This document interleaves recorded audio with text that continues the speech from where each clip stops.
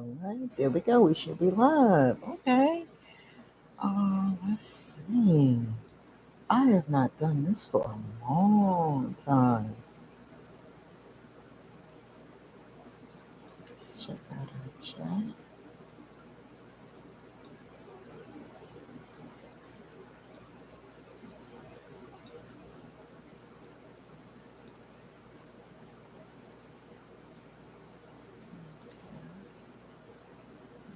Oh, okay. There it is. Hello, chat.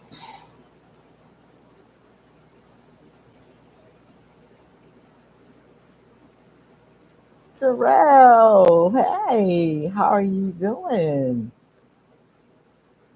And Chewy. Hey, Chewy. Happy, what is this? Saturday? Happy Saturday, good people. So, I gathered you all here so we can drink. We can drink whatever you want to drink and talk. I have tea. This is green tea, but I also have good rum from Costa Rica. So this should get this should get entertaining. Let's see who we have. It's Terrell. I see Chevy. I see Christine. I said Chewy. It's Chevy. Duh. Christine, and then Terrell. You're doing well. Yes, it is. Aquarius season is right around the corner. So I hope you guys are going to do something fun. What are my Aquarius doing for your birthday? I just came to chat. I have no agenda. I just want to see my people and talk to you guys. Grind Gang 127. Okay. A January Aquarius. I see you.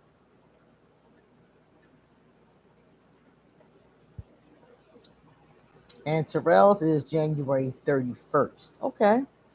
Y'all know mine is February 13th, the day before my favorite holiday, the day before Valentine's Day. So it is indeed our season. I'm getting the new Cabbage Patch Kid for my birthday. I already know because I asked the Taurus for it and she told me she'd get it for me. So I am very ecstatic. I'm so happy. Now, you guys tell me what you guys been up to for the new year. This is a brand new year. Do we have any goals? Do we have any resolutions? What's going on?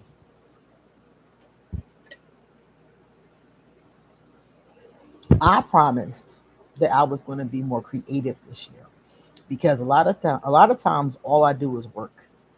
So I was like, I want to do creative things this year. I want to work. Some of you might have seen it. I've been rerouting my dolls. I built a doll diorama. Um, I want to write more poems. I want to do more creative things this year and not just work all the time. So I want to do those kind of things. So tell me about you guys. What goals do you have for this year? I'm thinking this green tea must have a lot of caffeine in it because I'm bouncing.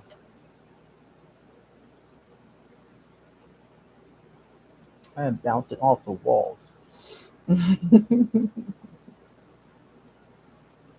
Christina, is so good to see your text. I have not seen you in a very long time. It is so good to see your text. I hope you've been doing well.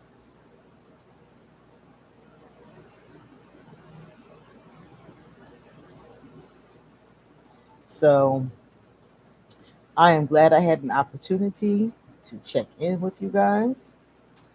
And let's see. I think I will have some of my rum. Let me get some of my rum and take me a nice little shot.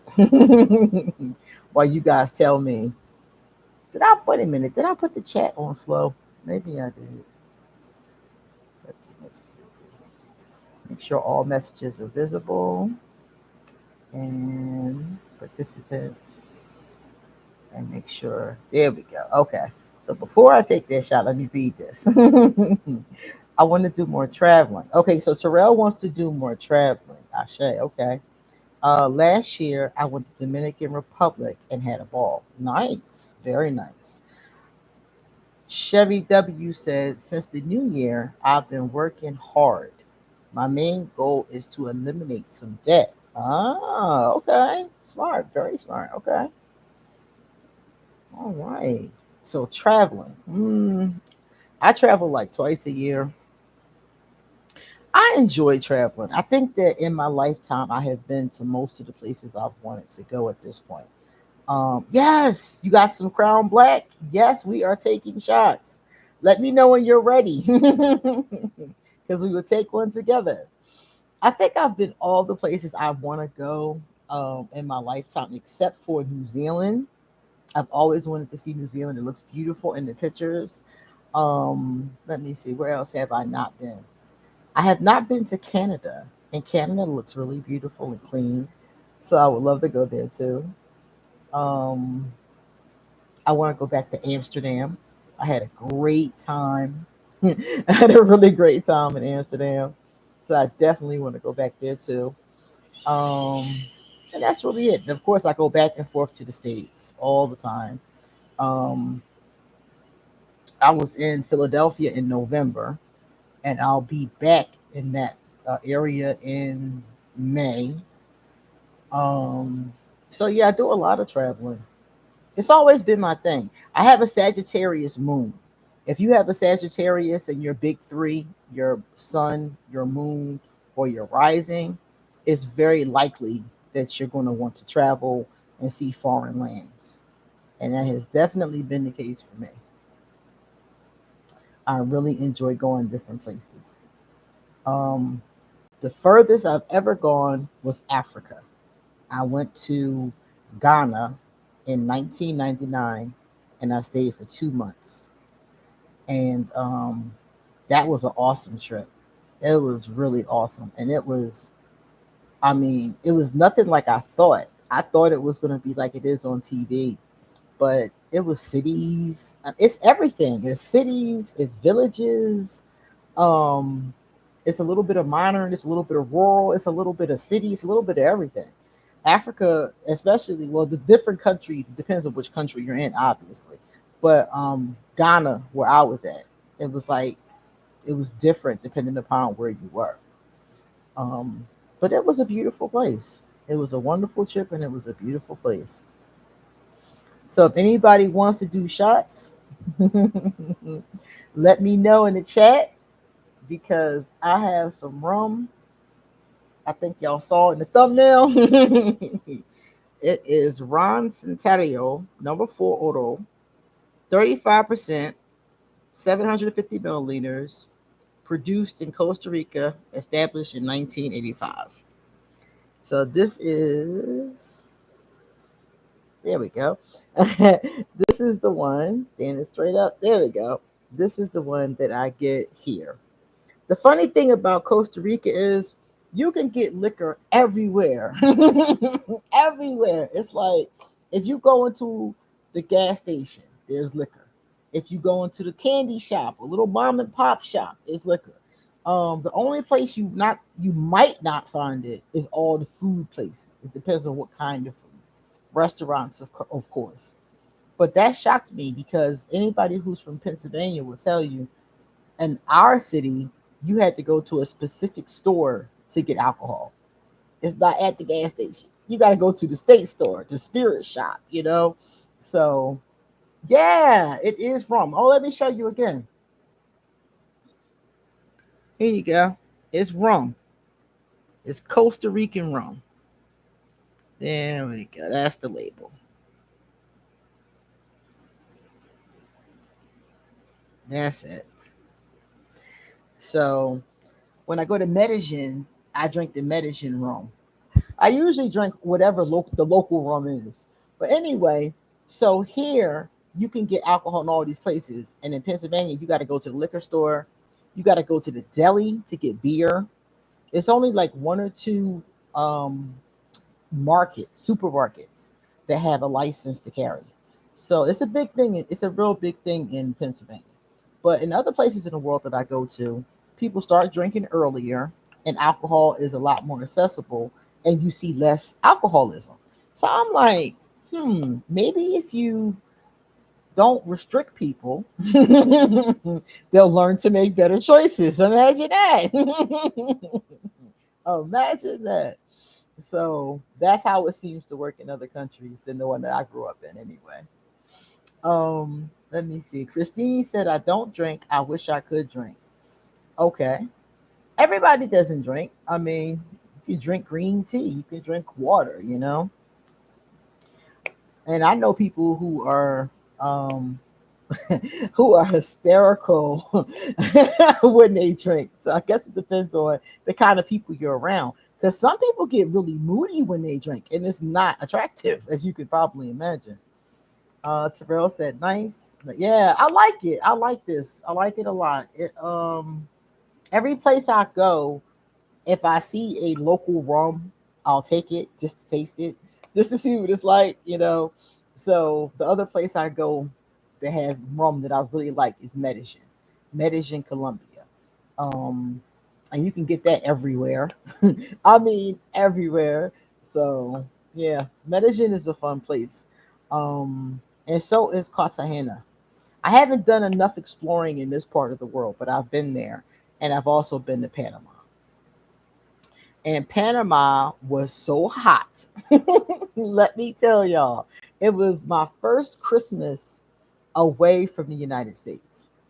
And it was in Panama and it was hot. And I had never ever experienced Christmas shopping in the heat. It's a whole different experience to go Christmas shopping when it's freezing, like snowing, or go on Christmas shopping when it is 90 degrees. It's a big difference between the two. So that was my first time experiencing it, and it was so funny. It was hysterical. I shopped so fast to get back to the air conditioning. I got them gifts quick. I was like, come on, we gotta go. We gotta go. We gotta get out of here. I think in like 60 minutes, I was done. I was ready. I was like, we gotta get back because it was air conditioned inside of the mall. But as you're walking around and doing stuff, it was just so different than being in Philadelphia. Christine said, I have lived in Sweden where alcohol is almost forbidden. Really? Buying alcohol is like going to a bank. It's almost like going to a bank. Oh my goodness. Yeah, every country is different. Every country is different with their feelings about alcohol. And then the states, every state is different about, their restrictions, I should say, on alcohol. So it depends. And sometimes it's a spiritual thing, a religious thing. Sometimes it's just a social thing. It really depends on where you go. Laugh out loud. I was raised in the Midwest and haven't experienced a Christmas in warm weather. Exactly. That was my first one. And I was like, this is different. Like, this is really different. But it was cool. I really enjoyed it. Oh, check this out, guys. For any of you that watched the video when I unboxed the Yummy Land doll, this was the lip gloss that came with the doll. And you had to make it yourself. And I made it on camera and I have been using it. I just wanted to show it to y'all because I finally finished it. I didn't finish it on camera because I couldn't figure it out how to get all the liquid inside of it. And I finally did, and I made the lip gloss. So, for any of you that saw that particular video, the lip gloss is done. Let me see. Christine said, but everyone drinks moonshine. Ooh, they have moonshine in the South where I'm from. My uncles would drink it. I didn't try it though. I tried the last time I was in Philadelphia, they have a brand called Moonshine. It's not the same thing, but it's a brand called Moonshine, and I tasted that. That was good. It had little cocktail type shots. It was good. When my uncles and them were drinking it, they were drinking moonshine somebody made in a bathtub. Let me tell y'all, back in the day, that's what they did in the South. They cleaned the bathtub out really good with like bleach or something like that. And they poured all the ingredients into the bathtub to make what they called moonshine.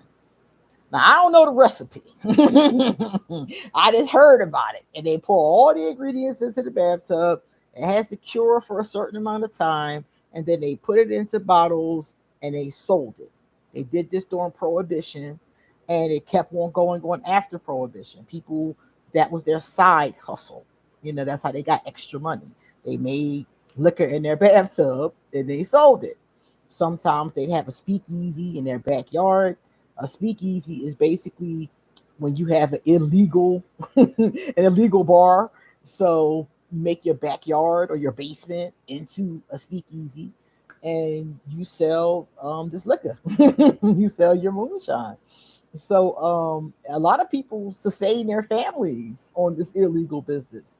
But if you got caught, you were in terrible trouble with the law, especially during Prohibition and even after. So when people talk about moonshine, that's what my mind goes to, because there are still elders who make moonshine in certain parts of the South. And when I was a girl, we went to Georgia with my family, and my uncles were out back drinking moonshine with my older great uncles, and they said it put them on their pockets. A lot of them passed out from the moonshine, and these are men who were drinkers.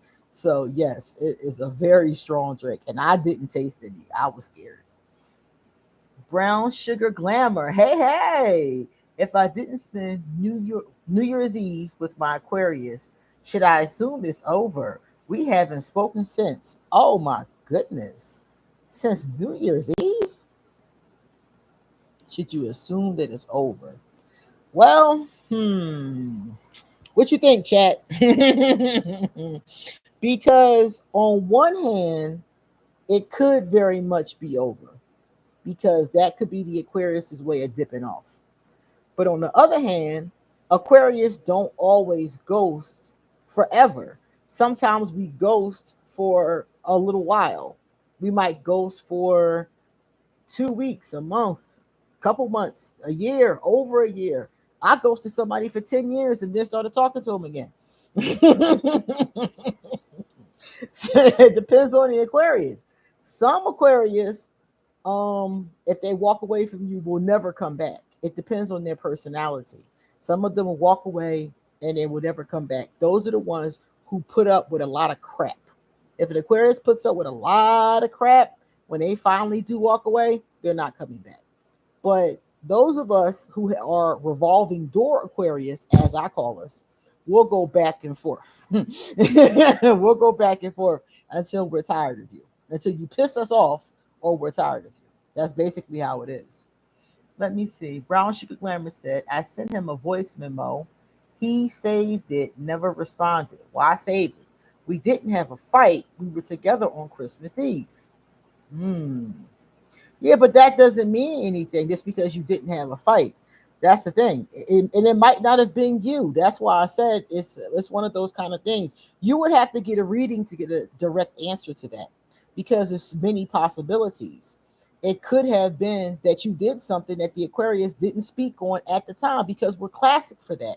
We're classic for not speaking on the shit when it happens, and it might not have been an argument. It just might have been something that he saw that he didn't like. But instead of saying something, instead of communicating, some of the times we don't do that. So that's why I'm saying it really depends. And why would he save it? Maybe he wants to think about it later. We overthink everything. So if I save something, it would be to overthink it later. That's what it would be for. Okay, I'm gonna put this here and overthink about it tomorrow. So that's what I'm thinking. Um, and also, it doesn't have to be you. Your Aquarius could be upset about something else and need space to deal with whatever that is. Because Aquarius misery does not like company. When we're miserable, we want to be alone, to mull over our miserableness and get it together. We don't like that. That's a vulnerability that we would rather not share with everybody. So it may not have been you. That's why I said there's so many possibilities to the question that you would have to do a reading to be specific. I was just thinking that her Aquarius might resurface. Exactly. Exactly. Sometimes we do. There's people I walked away from and they never saw me again because they irked me so bad. They irked me so bad they never saw me again. And there's other people that I forgave and started talking to again. And some people I forgave, started talking to again, and then stopped talking to them again. So it's one of those kind of things. It depends on the situation. Okay, I'll set up a reading with you. You're the only one I trust and watch for Aquarius. It really hurt. Oh, I'm sorry that it hurt. Yeah, hit me up. I'll hook you up. Um, damn. I know. Right when you said it really hurt, it hit me and it feels like that shit does hurt. It does hurt. It does hurt when you like somebody a lot. And they start acting funny, acting flaky, acting stupid, do some nut shit. That does hurt. That does hurt a lot. I'll give you that. Jared said, only the light. Only the light. What do you mean by only the light? Like love and light? But yeah, that really does hurt. Um, Chevy, I was supposed to be taking my shot. I'm not waiting for you no more. I'm getting my drink. That's it. That is it. All right, y'all. Before I read anything else, I'm going to give a toast to you. Happy 2025 to my subscribers. Those of you who've been rocking with me forever or just started rocking with me, just know that I appreciate it. And I'm grateful. I'm 100% grateful. Cheers to all of y'all.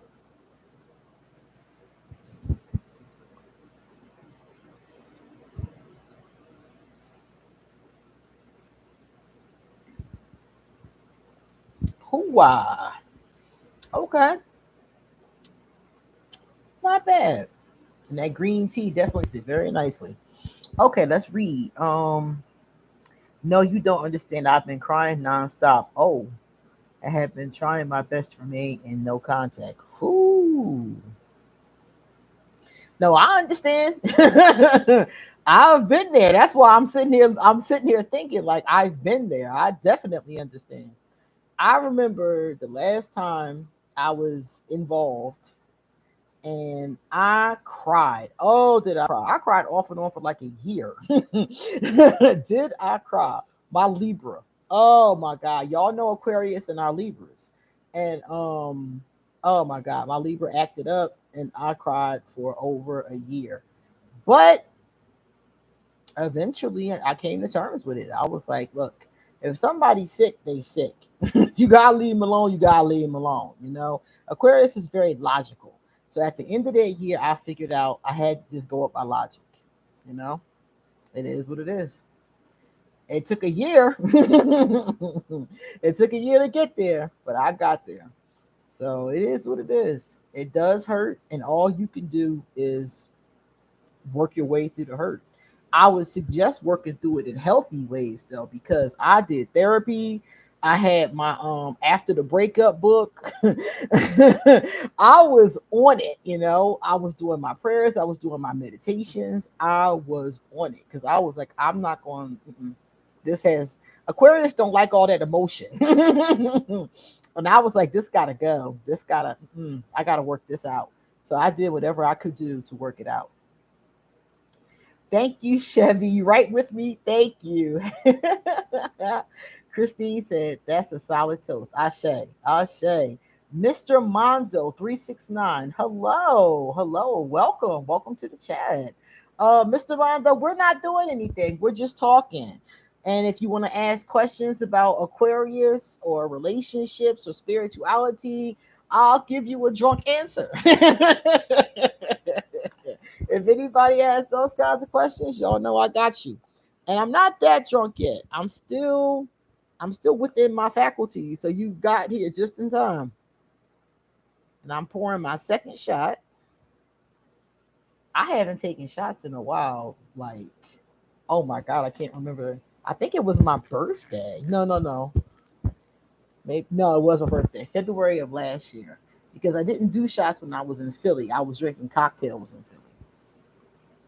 Philly is my spot. For any of you who have never been to Philadelphia, Philadelphia has the best junk food you will ever fucking imagine. You will ever imagine. I mean, seriously, the cheesesteaks, the hoagies, the pork sandwiches, the soft pretzels. I'm like, that's why I can't be up there. Philadelphia has the best junk food. And the Chinese store, everywhere you go, there's a store. And they always call it the Chinese store. And there's also the Poppy store. The Chinese store is of Asian descent. It doesn't mean the person is Chinese that owns the store or even what they sell. It just means they're of Asian descent. And people in Philadelphia will refer to that as the Chinese store. Then the Poppy store is generally owned by people of Latina descent. And they're in, like, in the neighborhoods, you have the blacks, you have the Latinas, you have the Asians, you have all this culture mixed up. So if you go to the Chinese store in any hood, the food is the bomb. like the Chinese food, because it's not really Chinese, it's really Chinese American fusion food, let's call it what it is delicious. Oh my God, it's delicious. So it's a kind of place where if you want to be healthy, I wouldn't stay too long. I would not stay too long because the food will definitely take you. It's known for having the best, the best junk food. What city is known? What state is known for the healthiest food? That's what I need to be researching. That's where we need to go. Who has the healthiest ingredients, the best things, the best water? Like, where is that place? Mr. Mondo said, we too complicated as Aquarius. Aquarius are very complicated. And it's because, in my opinion, everything is based on how we feel about something. And that can change. I can feel one way about something or someone today and feel completely different about them because of something they did or something that occurred tomorrow. Everything is based on how I feel. That's why I don't like making commitments, because I'm very spontaneous. And I might wake up and not feel like doing what I said I was going to do. So I don't make any commitments so I don't disappoint people. I don't want to disappoint people. I don't want to tell them no lies. I don't want anybody to be like, depending on me. And then I wake up and don't feel like it. Yeah, so for me and for a lot of Aquarius, that is why we don't like making commitments. And this can even go for relationships. I get married today, and then in 6 months, I realize this ain't my person, you know? So Aquarius take our time with making commitments if we make a commitment at all. I don't even commit to magazine subscriptions. Like, what if I don't like the magazine anymore and I still got to pay for the magazine? Like, I don't commit to anything unless I have to. If it's a mandatory, like you have to, join this exclusive thing for like a year. Like, for instance, Amazon Prime. You have to do it for a month or whatever the case is. That's the only kinds of things that I will commit to. Because I know me, and just like most Aquarius is ruled by Uranus. And Uranus is a very unpredictable planet. Unpredictable. I mean, things just happen out of nowhere on Uranus. It could be sunny one minute and then a thunderstorm, and, and then something else happen another minute. So that's Aquarius energy. It's like you never know what's going to happen. All right, let me see what she said. Laugh out loud, Queen. You don't drink yourself drunk on the internet. I do love when you cuss. Whenever I'm on the internet, I'm careful. I'm very careful. If I wasn't on the internet, I would have had about 4 shots by now. But I'm very conscious of that. Yes, I am, Christine. Mr. Mondo 369. And I got a Pisces moon. Oh, wow. Aquarius with a Pisces moon. That, I would imagine, I shouldn't say I would imagine. I don't want to imagine what your emotional state must get like when you're upset. Because I know as an Aquarius, when I'm upset, my emotional state is hard to deal with at the very least. So with a Pisces moon, I might cry a river. Are you serious? Uh, Christine said, "Laugh out loud, Queen." Right? My goodness. Eric Jr. Hey, Eric. Hi, Queen. Hope you're doing well. I love binging your old videos. You give great advice on dating and life. Thank you, Eric Jr. And I do intend upon making some new videos. I went some new decks that I have to review, and right now I'm working on the topics for 6 new Aquarius videos. So as soon as I'm done, you guys are going to get some new videos. Um, I'm hoping I can start. I'm hoping I can work on the first 3 Monday. Those have to go out first. So the next ones I'll be able to do hopefully Friday. So I got some new stuff for y'all. You guys know I'll be out there looking. I'm always looking for interesting things about Aquarius. Now, let me ask you guys a question. Somebody asked me this question in my inbox, and I thought it was really fun. The question is, who is your all-time favorite Aquarius? It's a difficult question, but I have a couple. I couldn't narrow it down to one. I have quite a few because I've read a lot about Aquarius, and I really like our sign. I like our sign a lot. All right, so let me see. All right, so I poured my second shot. So while y'all pondering that question, I'm gonna I'm gonna have my next shot. Please hit the like button if you like me going live, because maybe I'll go live more often. Hey, Aquarius is spontaneous, so we like to talk. Why not?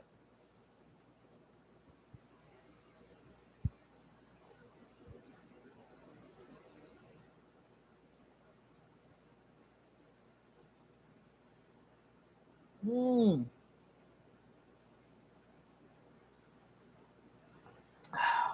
nice. That was really nice. Even though I spilled it everywhere. My God. Okay, let's see. So Christine gave us Michael Hutchins. Michael Hutchins? I don't recall. Christine, tell us who is Michael and why is Michael your favorite Aquarius? Anthony Antonio said The Weekend. I know who The Weekend is. I've definitely seen him many times. Okay, so if you want to share why, please do. Who is my favorite Aquarius? Rick James. Rick James, bitch. I love Rick James. Rick James to me is a quintessential Aquarius. I swear he is just wild, just wild. And that's that to me, that's that wild, passionate Uranus energy that comes off of Rick James. I loved him. Just doing wild stuff, doing all kinds of stuff, just being out there dancing on tables, beating people up, kicking Dave, what was his name? Kicking on Eddie Murphy couch. He was just out of pocket, and that's the kind of Aquarius that cracked me up. Yeah, he's dead. He passed over quite some time ago, but he's the kind of Aquarius that just cracks me up. Um, Also, Bob Marley's another favorite. Whole different vibe, but still just kind of like free energy, free spirited kind of Aquarian energy. Very free love. If you see how many kids and baby moms he had, but just real free with his Aquarius energy. Um, and both of them were highly sexual, which again, some Aquarius very much are. Um, and also it can come in phases because I was more sexual when I was younger than when I got older. So it may even come in phases in our lives. I just saw Johnny Rotten is Aquarius. Wild like Rick James. Okay, I had to look up Johnny. Okay, wild like him. Yeah, he was out of pocket, Mr. Rondo. Yeah, he did not give a shit. He did not. He was out of pocket. I mean, just the stuff that he did. Dave Chappelle had the Dave Chappelle show. And in the Dave Chappelle show, a lot of his um antics, a lot of his shenanigans were discussed. And it was Charlie Murphy, who hung out with Rick back in the day, was telling these stories about how Rick, hit him and they got into a karate fight. He jumped on Eddie Murphy's couch and kicked mud all over his couch, his brand new white couch, you know. Um, and then he got arrested. And this is not funny, but he got arrested for kidnapping one of his lovers. This woman who was in a threesome with him and his wife, again, Aquarius energy, the free love concept, and sharing. And everybody, all Aquarius don't do this, but it is common for some of us. And he handcuffed his lover to the radiator and then refused to let the woman go and ended up getting arrested for this. Like, what are you doing? So he just was out of control. And I remember one day after he passed away, they were talking about his toxology report at death. And they said he had 9 different substances in his system. I'm like, you was doing 9 different drugs. 9? Are you serious? Not just weed, not just liquor, but 7 other ones? Are you serious? Rick was out of pocket.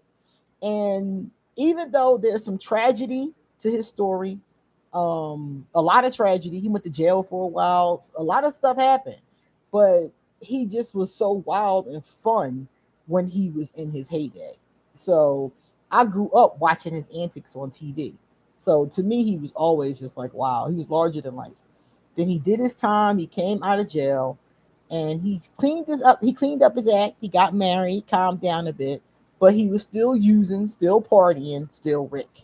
You know, just not as reckless. So his story, his story is a remarkable one for the history books. Let me see, Chris Rock. Every time I think about Chris Rock, I think about when Will Smith slapped him. Every time I think about him, that's all I see because I was watching it and Chris is just standing there. And he's like, "Uh oh," he making jokes and making funnies, and I'm sitting there watching it like, Will don't look like this is funny, And I'm just like, he looks irritated, you know. And Chris making jokes and giggling, and he raised his hand back to Albuquerque. His hand came way back and slapped the dog shit out of him. I was like, oh my god, I was stunned. I was stunned. First of all, a Libra smacked you. Do you know a Libra? Come on now. I mean, you're more likely for an Aquarius to smack you, a Sagittarius to smack you, an Aries to smack you. A Libra smacked you? Like, that's a lot.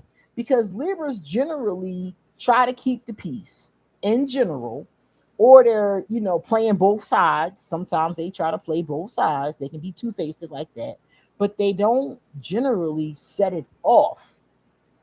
If a Libra sets it off, they are very upset, or something real is going on because it's just not their nature. An Aquarius is much more likely to slap you than a Libra, seriously. Oh, Meg the Stallion. I love Meg. I love Meg. And even though she's so much younger than me, I love her cute little self. I love her energy. I love Meg.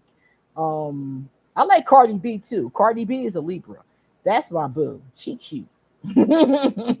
She's really cute. I love her tattoos and I love her stylist. Like all the stuff that she wears, the bags, the shoes. I'm like, man, when I was in my 20s, oh my God, I would have loved to wear some of the things she has, especially the accessories. But yeah, back to Meg. I love Meg. I like Meg a lot. Meg was on one of the episodes of She-Hulk. For those of you who have Disney Plus, she was on one of the episodes of She-Hulk, and I thought it was so cute. She-Hulk was a Meg The Stallion fan. Johnny Rotten. I have got to look up Johnny Rotten because I've never even heard the name before. Rick James is still well loved in Germany. Ah, is he? And that's another thing. His music was it was good. He did really great music. I always wonder why Chris just took it. That stage was long. He had to see and Will's walk it was coming. I don't know. He was standing there like he didn't. Like he thought maybe it was a skit or I don't know. He was just standing there like Obi dope, like like he didn't see it. And I'm from the hood. So I know when somebody about to hit somebody straight up. And I was looking like I was looking back and forth like Chris, I think you need to move. But I don't think Chris. I think the last thing Chris thought was that he was going to slap him.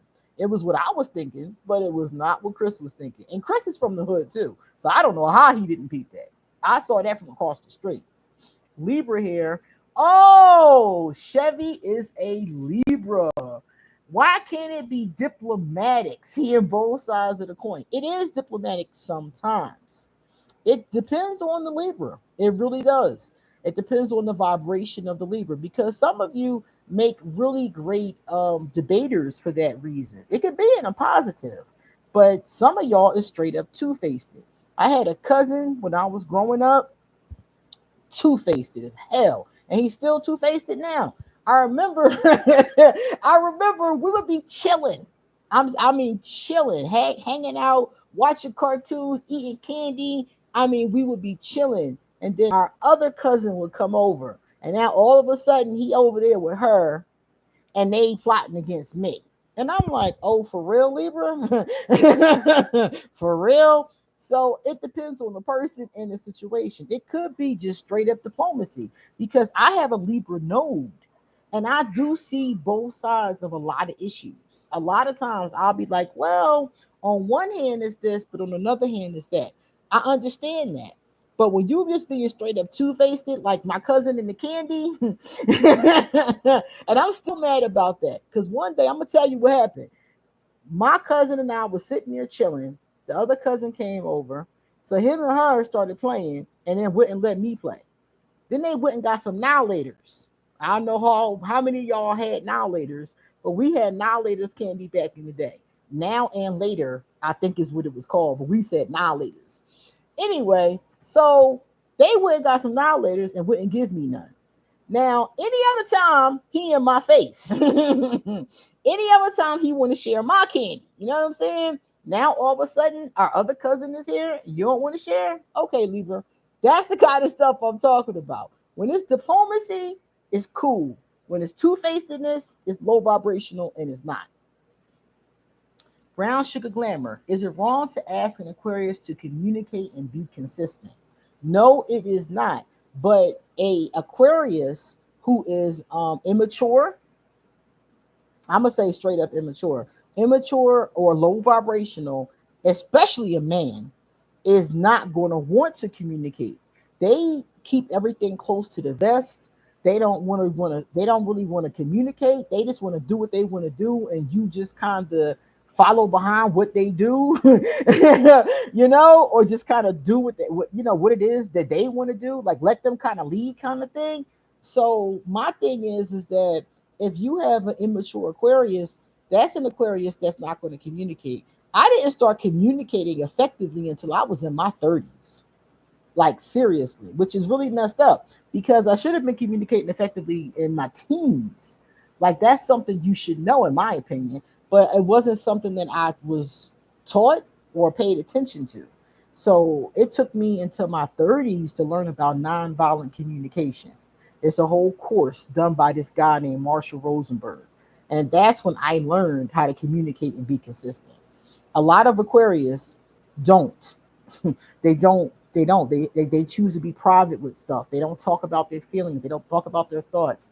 And it's a problem. It can be a real problem. And until that person realizes it's a problem and chooses to do something about it, that's just a person you're not going to be able to be with because you can't have a relationship without communication and consistency. You just can't. So you have to ask yourself, what the fuck am I doing here? Because this relationship is never going to be good if we can't even communicate. You're just wasting your time. Harry Styles is my favorite Aquarius. I know who Harry is. I've seen him 1,000 times, but I've never listened to his art or seen like what he does. I've just seen him on TV. not TV, on the internet because of his clothing choices. The internet always shows pictures of him at different awards, and he's always very eclectically dressed. Very Aquarius look, very much so. Terrell said, Queen, did you know Linda Blair is an Aquarius? No, I did not. But she had an affair with Rick James. Oh, there you go. And she went with Rick James. Yeah, yeah, exactly. She had an affair with him back in the day, like in the 80s. Let me tell you something. For those of y'all who wasn't around, it was quite the scandal. Okay? It was quite the scandal. The whole country was talking about his affair with this girl. Um, I mean, she was white and he was black. That was a big thing. That is a big thing to a lot of people. And people thought that he was wild, too wild to be with her. Put it like that. So it was a lot of controversy around their little tryst. But in typical Aquarius non-committal fashion, it didn't go nowhere. They messed around for a while and he went off to do and she went off to do other things. It was just a fun fling. Sometimes as an Aquarius, I don't know if they like the other Aquarius in the group can tell you how they feel about this, but as an Aquarius, many of us feel like it's okay to have a good time. It doesn't have to go somewhere. It doesn't have to be, a relationship. It doesn't have to go anywhere because some of us are non-committal anyway. So if we can have a good time and enjoy each other without a commitment, that's even better. Hey, that's that free love concept. That's even better. Harry Styles is the popular and charming kind of Aquarius and experimental. Ah, okay, okay. Yeah, because he it does seem like he's cool. And I don't hear any drama about him either. So that's a good thing. If he can keep it that way, that's good. Hey, Ashley Alexander, how are you? Thank you for the birthday wishes. Brown Sugar Glamour, they'll be 34 on 218. 34 on 218. Oh, okay. All right. You talking about Harry. Okay, cool.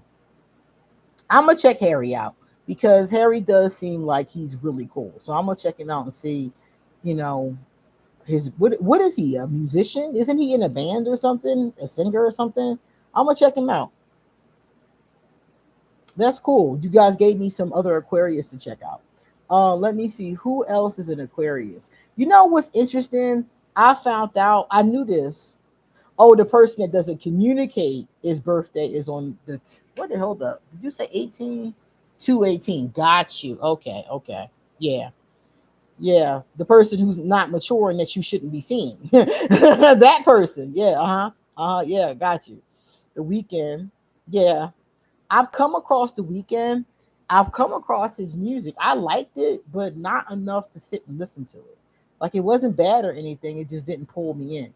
See, when I listen to music, I'm really into music, and it has to pull me emotionally. It has to like, really pull me in. If I listen to a song and it doesn't pull me in, I'm probably not going to listen to it again.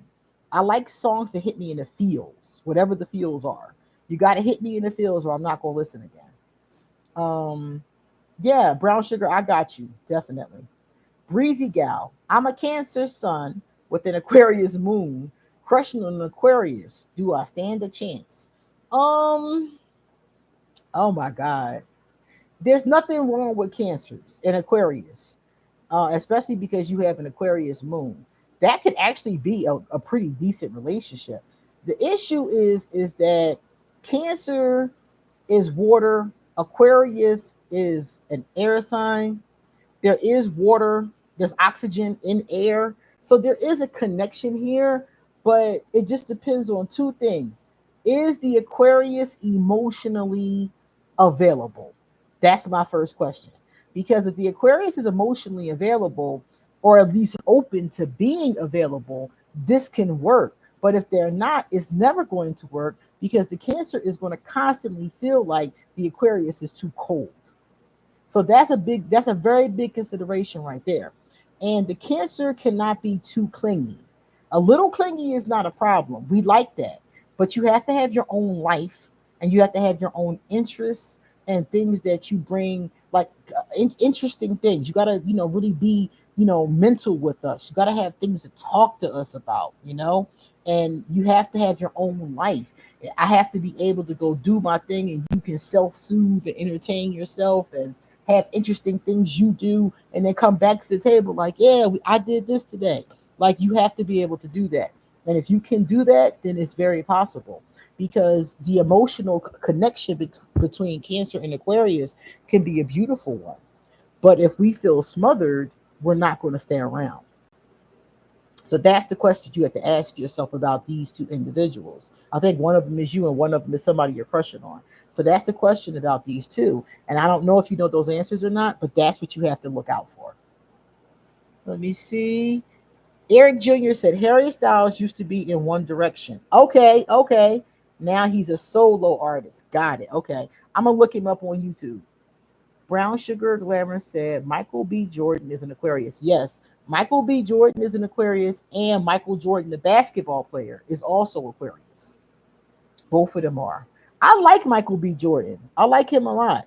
Um, he's very attractive, and I saw him do this expose with his mother and father. He has a great relationship with his parents. Ladies, if a man has a positive relationship with his parents, that's a man that you want to keep, because that's a man who understands the importance of family. That's a good thing. It needs to be more than just that, but that's one good thing. That's a green flag. Let me see. As an Aquarius woman, I seem to attract Aries men. Yes. Yes, I hear that a lot. I do. Um Aries men, they can be fun. I had a lot of fun with the when I dated men, which was many 30 years ago, many moons ago. Um I dated an Aries, and the Aries men were fun. The Aries women were fun. Now that I think about it, yeah, Aries can be fun. It's just that as long as they're not being overbearing, and some of them have that tendency, especially the men, but not just them. They have this kind of tendency to be overbearing, to kind of like, want to be bossy, want to tell you what to do, and then get mad and try to bully you, stuff like that. That's where I see a problem. But other than that, they were fun. They were a lot of fun, and they have a tendency to be kind of like high. Their energy is kind of like, what's the word for what do they call anxious energy. They call it anxious attachment. Some of them have that, and I see it in them, and it bugs me because I'm like, all that anxiety, you gotta calm down. You gotta calm all that down when messing with the Aquarius. I agree, Queen. Thank you, Terrell. And Terrell, I'm so glad you're here. I haven't talked to you in a long time. As a matter of fact, many of you I haven't talked to. I talked to you in the comment section, obviously, but I don't think we've had a live in a long time. So it's good to chat with you guys. Cancer can be our kryptonite. Cancer, oh my God, they can be.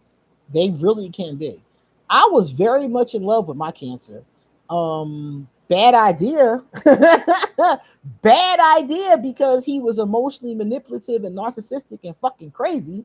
So it was a bad idea, but I loved him, dummy. Very much so, for a very long time. And I had to basically wean myself off of his energy, because we would gravitate together constantly, and I had to leave him alone. He crazy. That's a off man.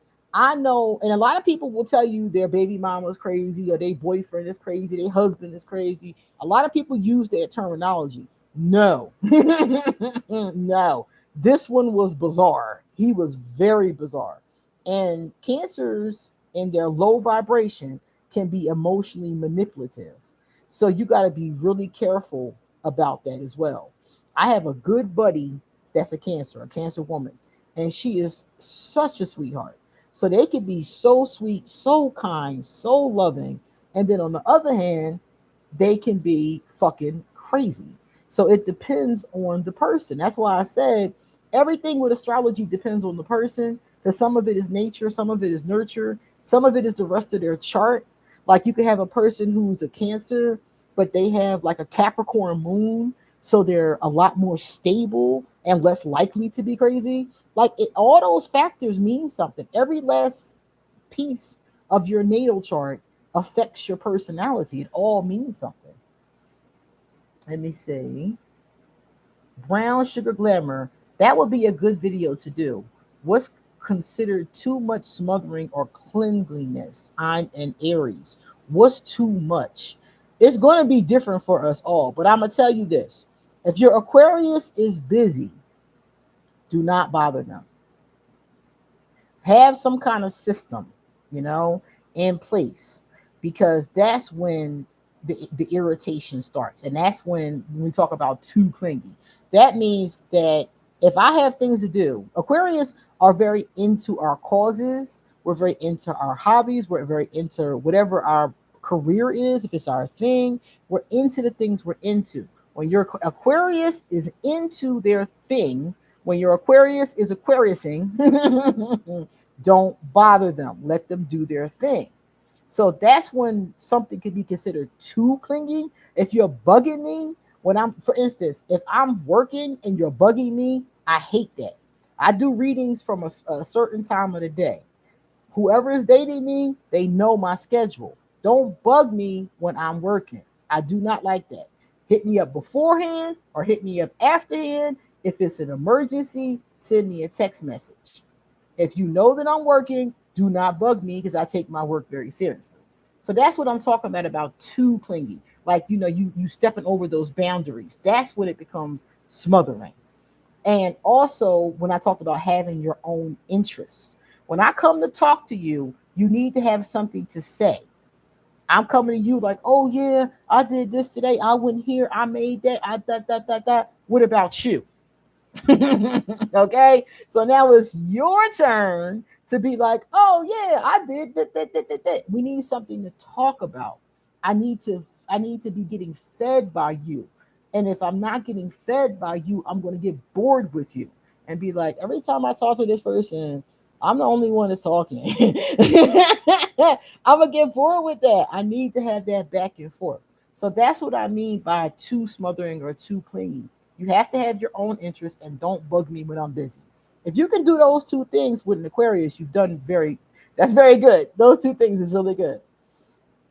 Breezy gal, you're right. The Aquarius coldness can be tough for me, but it keeps me intrigued. In my head, wish me luck. Good luck. And if you want to get a reading, Breezy gal, email me and I will hook you up. Because some of the times I can look at the cards and see if you're wasting your time. Not even sometimes, every time I can look at the card and see if you're wasting your time. So if you're wasting your time, you might as well move on to somebody else. Terrell said it's been a minute. Yes, it has. It has been a minute since we did a live. I want to do more of them throughout the year. I want to do more lives. I want to do more giveaways. I want us to have more chats. I want to be more engaged with Patreon. I want to do more stuff this year. I feel like all I do is work and I want to do more creative stuff. Yeah, I cussed. I cuss a lot, Christine. I don't cuss as much on YouTube because YouTube really doesn't like it. But if you saw me in person, I cuss a lot more than I do on YouTube. Mr. Mondo said, my ex-wife is sad sun and a Cancer moon. Oh my goodness. And the fact that she's an ex-wife makes perfect sense. That makes perfect sense. A lot of Aquarius like being with Sagittarius, and that Sag and Cancer combination, that would be very, very cute. But it's not one that's known to last. The Aquarius Sagittarius relationship is known to fizzle out. It's known to be fast, hot, and heavy. So I don't know how long you were with your ex-wife, but for some people, it's a quick thing. It just depends on the vibration. Jordan, hey, what's up? Hey, Queen, I thought you would never go live again. It's been too long. You know something? And I just was saying how long it's been. It has been a long time. And I always say, I'm going to go live. I'm going to go talk to people. I want to have some fun. And then I go to sleep. I'm exhausted from all week working and I just go to sleep. And so today, when I woke up at like 3 p.m. And I was like, I'm gonna go do a live. It's the beginning of the year. I want to see what everybody is doing. I want to go chat. I want to see what's up with my people. So I'm gonna go do a live. So here I am. So I didn't come out with an agenda or anything to talk about. I just figured I would let people talk, ask questions, have some drinks, whatever. Whatever you want to do. Please hit the like button so I know that if people like doing these, that maybe we should do some more. Coco Bell, I'd love to hear more about your Aquarius energy throughout the year, Queen. You're definitely going to hear a lot um, about Aquarius energy. Oh my goodness, when you said that, it just reminded me about Pluto and Aquarius. So I don't know if you guys saw my video on Pluto and Aquarius, but that was one of the last ones I did. And it's about to get real, not even about to, it has gotten real serious. So if you watch that video, you already know why. You already know why. Because Pluto went into Aquarius in November, and now we're going into Aquarius season. So I'm very interested to see how our season is with Pluto being in Aquarius. But for those of you who don't know, I'll tell you real fast that when Pluto goes into Aquarius, things get real. Rebellions, revolution, upheavals of all kind. Uranus comes in with the noise. Okay, so when people are being treated unjustly, when things are going wrong, governmental structures, you know, things that are falling apart. That's what happens when Pluto goes into Uranus. That kind of stuff. The last time Pluto went into Uranus, there was an American Revolution and there was a French Revolution. Now, some of you could probably remember those from history class. It was crazy. It was a crazy time. People was fighting. The British were coming. It was a crazy time. So it's that kind of thing when Pluto goes into Aquarius. So now when I watch TV and I see crazy stuff happening on television, when I watch CNN or when I watch BBC, and I see people getting, governments. I think I've seen things happen in New Zealand. There was a big riot, a big protest. I saw some unrest in Canada. There's unrest in the United States. There's unrest in Europe. So if you start like watching the news, you see the effects of Pluto in Aquarius in real time. Every time I turn on television, something done popped off, and I'm like, wow. And a lot of times it has something to do with governmental structures, organization, something like that, something that needs to be restructured, some type of rebellion. So pay attention to that because that could be small things like, little local riots and things like that, or it could be big things. It depends, like big wars. Who knows? When Pluto goes into Aquarius, there is an unpredictability because of Aquarius. Let me see. Coco Bell, I read yours. Jordan, just in time for Aquarius season, which starts in a couple of days. Exactly. Yes. And then Chevy said, I'm love seeing you live, Queen. Hopefully we'll get more. Ashe, if you guys like it, please hit the like button. Let me know.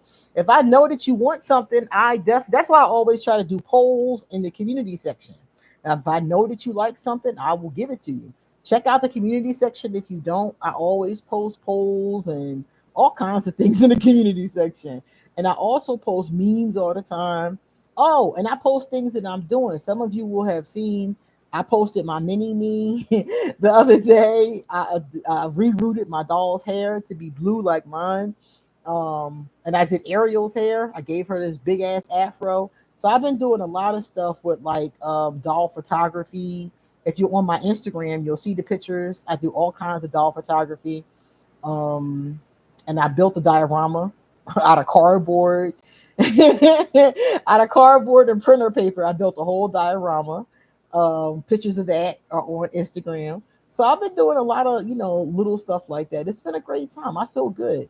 Um, a friend of mine died, and I was in this depression.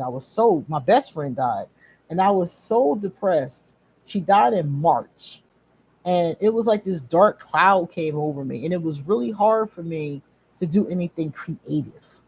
It was very hard. So now, even though I still miss her, I've gotten used to the idea that she's on the other side.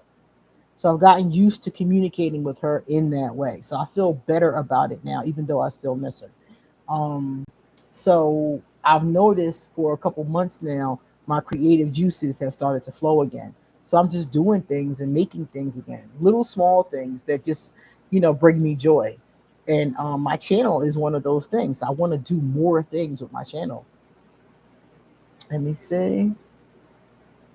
How do you think it will affect Aquarius in general? Pluto and Aquarius. Um, Anything in your life. If you're an Aquarius, sun, moon, or rising, anything that's in your life right now, people, jobs, situations, circumstances, bad habits, anything that's in your life right now that you want to go away, this is the time to end it.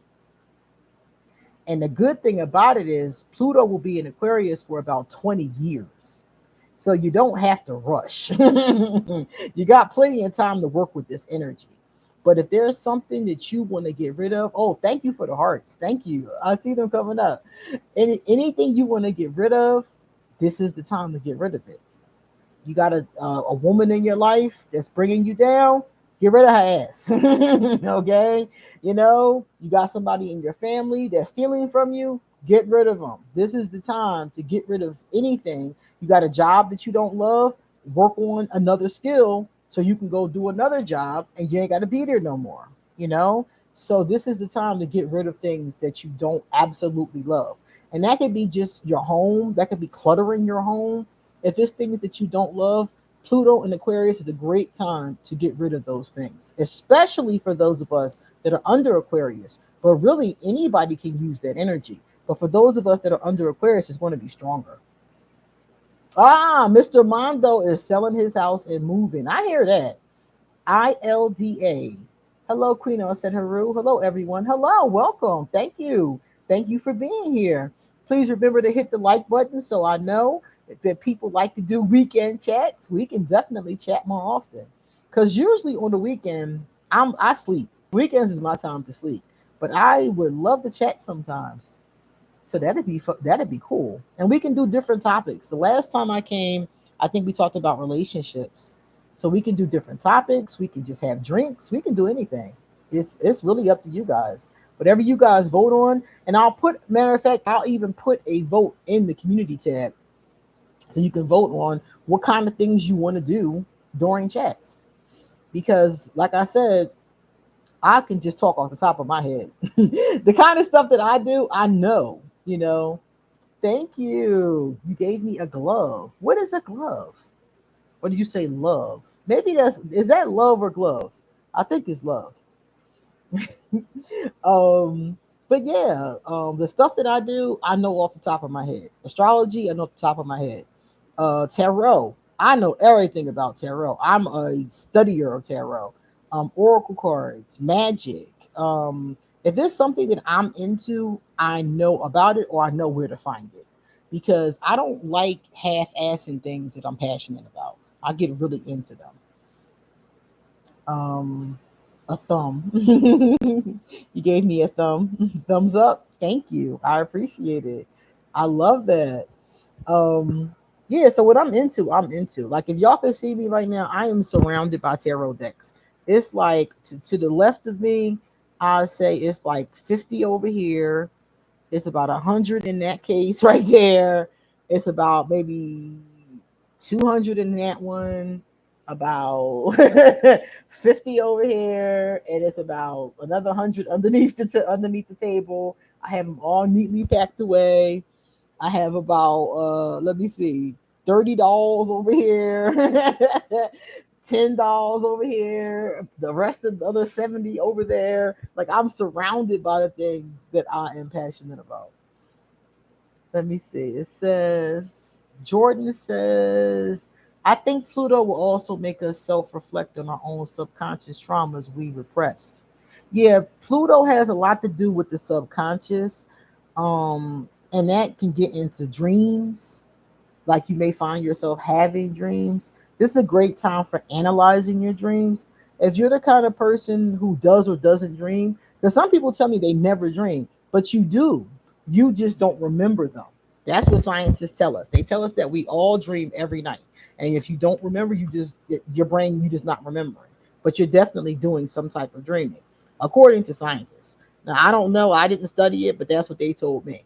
And if that's the case, that means that those of you who remember a dream, whenever you do remember it, write it down as soon as you wake up. Because I've come to find when I wake up, the more I've been up, the less I remember the dream, you know?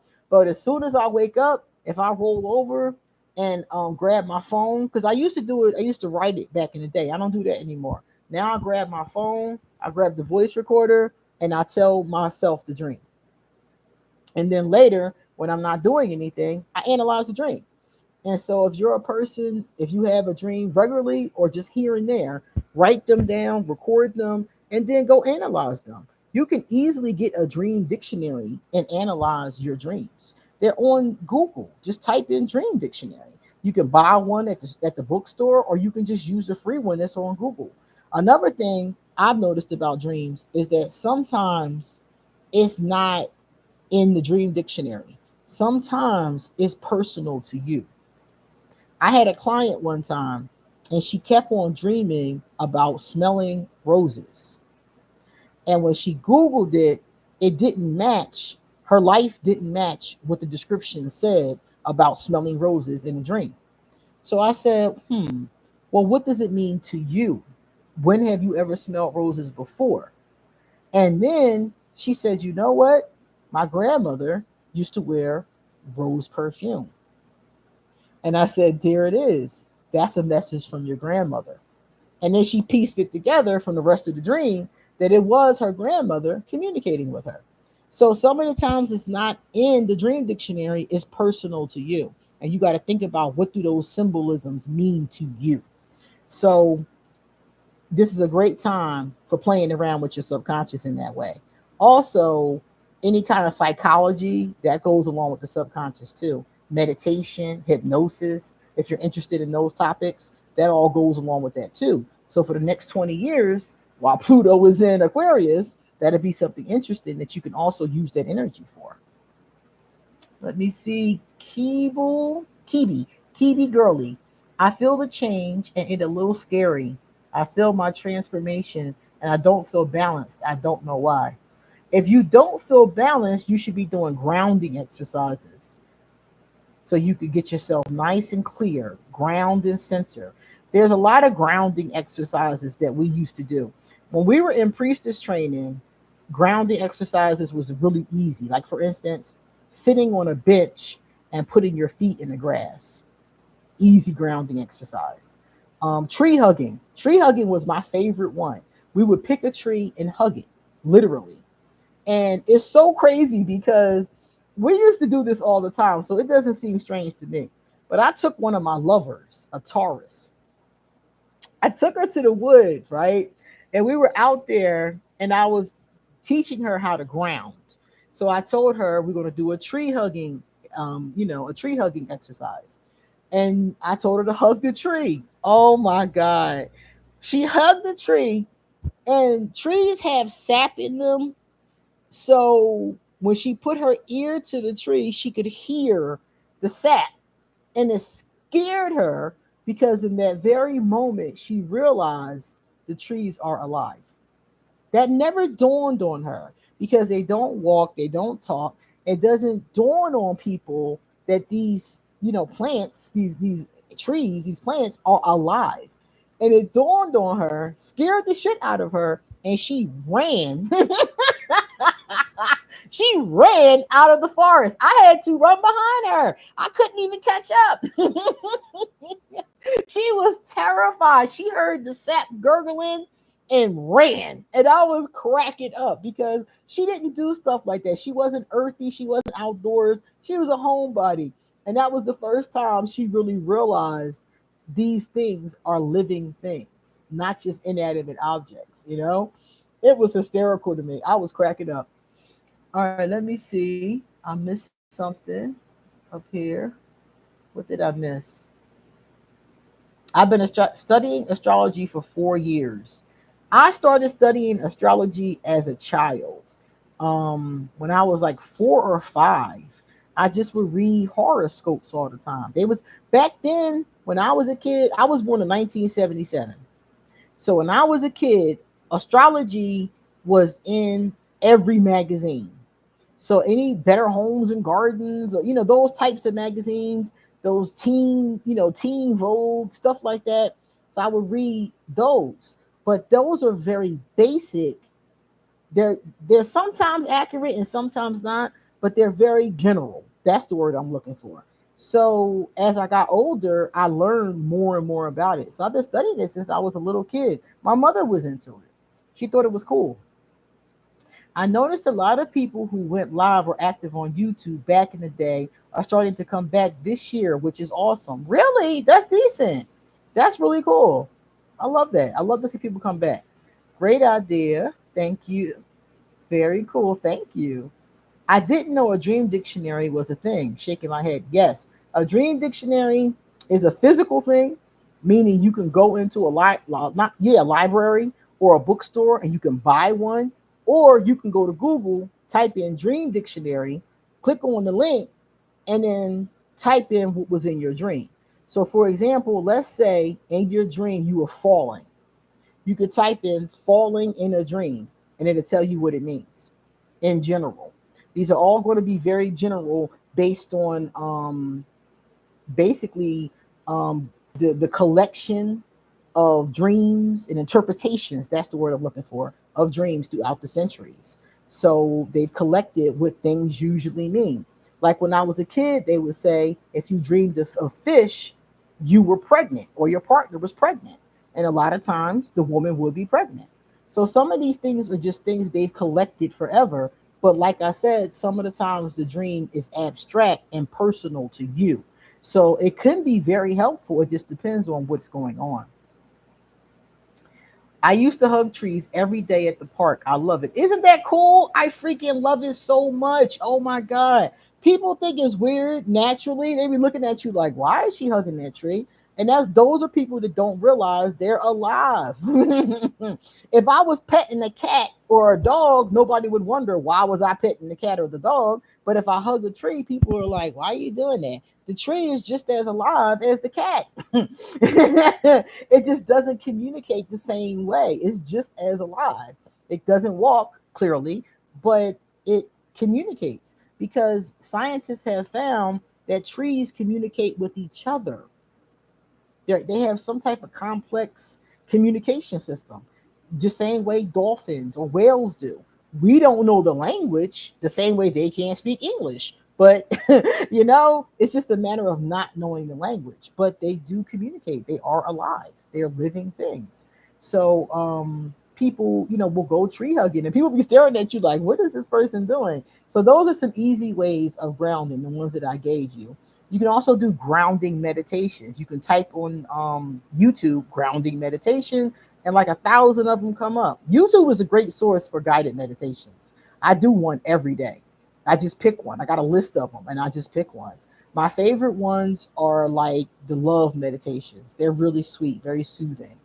I like those. I like the ones for money and prosperity. I like doing those, especially when it's rent time. I'll do a lot of those around that time to make sure I keep my prosperity vibrations up. Um, and I love the ones for different gods and goddesses. They had one for Set that I do all the time. There's one for Kuan Yin that's really beautiful. There's one for Aphrodite. So there's different ones like that. And they have something for everybody, regardless of what your spiritual system is, or if you don't believe in spirituality, they have something for everybody. You can find something that you can work with. So I really like it a lot. So if you're not used to guided meditations, look on YouTube. And they have all kinds of different time limits too.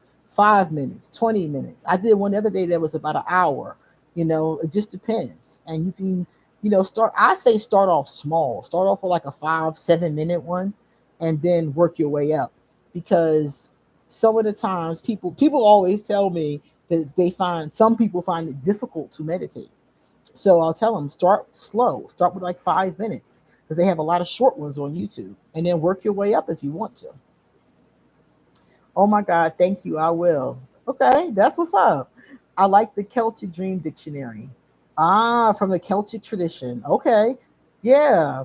And they do have them from different traditions because remember, everybody's tradition, everybody in the world has a form of spirituality. They have an understanding of dreams, omens, signs, predictions, all that kind of stuff. It's not indigenous to one particular group of people. All of us have, some group that does stuff like that. Yeah, walking barefoot in the grass. I just sit in it and just put my feet in the grass. But if you want to walk through it. And of course, take the proper precautions because there are, fleas, ticks, mosquitoes, stuff like that. And I don't like bugs. So I definitely do spray myself before before I do anything in the woods or anything with grass because I am a mosquito magnet. If there is a mosquito within 20 feet, it's going to bite me. I guarantee you. So I always am very conscious of that. You don't want your grounding practice to turn up, itchy. You go back in the house and your ankles are tore up. So yeah, be conscious of, those common sense kind of things, definitely. But those are the kind of things I didn't think about. When I first started doing craft, witchcraft of any kind, I didn't think about stuff like that. Like you don't think about, mosquitoes or flies or things like that when you got to go out in the woods and do a ritual. So, and that's my favorite place to do rituals is in the woods.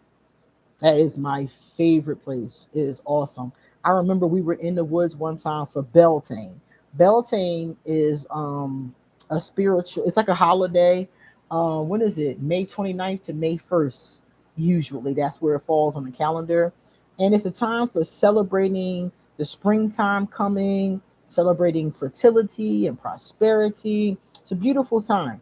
And a lot of times it was celebrated in European traditions, but we all have something similar in our traditions. So me and a friend decided to celebrate Beltane just to experience it that year. And so we're out in the woods and we've done, we've cleansed the space with frankincense and myrrh. We decorated the tree. You're supposed to decorate a tree for May Day. We decorated it with like colorful ribbons, and danced around the tree. That's part of the part of the ceremony. And then you're supposed to take a fire and jump over the fire, symbolically purifying yourself. So we built the fire and we're in the woods. So we want to make sure we contain the fire. So we had a big ass pot. You know the kind of pot your grandma make chitlins or greens in? One of them big pots. And we made the fire in the big ass pot and then jumped over it. So of course, I'm all into the moment and I'm not thinking, hello, you're about to jump over a pot next to a creek. So I jumped over the pot, slipped on a rock, and fell in the creek. I got my blessing though, but I fell in the creek. And I got up and we were laughing and it was a wonderful time. It was raining, then the rain stopped and the sun came out. I got my blessing and I think the gods were laughing at me and the goddesses. But I fell in the creek and then got up and we finished what we were doing and it was beautiful. It was a beautiful time, man. It was hysterical though. Oh my god, man. But it was a beautiful time and we enjoyed it. Then we went on back home.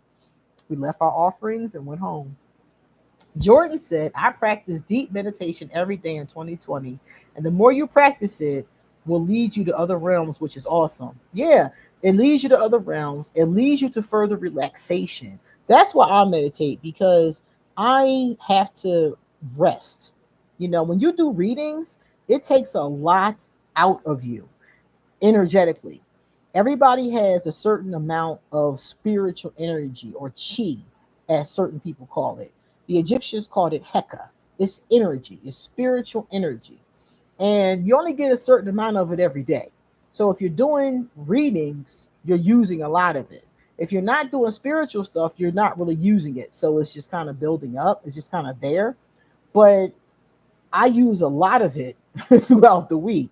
So meditation helps you to replenish that chi. It helps you to replenish that energy. You could go to different realms. Some people do. I don't do a lot of journeying. I think I go to the astral plane the most. The astral plane is where we go when we go to sleep. So it's REM. So I go to the astral plane I often have conversations with people too. And then I come back from the meditation and I'm like, where the hell was I at? And I never remember where I went. I just come back, and I don't know where the hell I was at. And I come back with information or something that I could do, or, something, a poem or something like that. I come back with something, so it really is cool. I love it. I love the relaxation aspect of it. If you're somebody who's always tired, always exhausted, deep meditation will really help you. Maya said, yeah. And then she said, let me see, next one is they have forests here in Arizona where all the witches go to do spiritual work. They hide from the sheriff.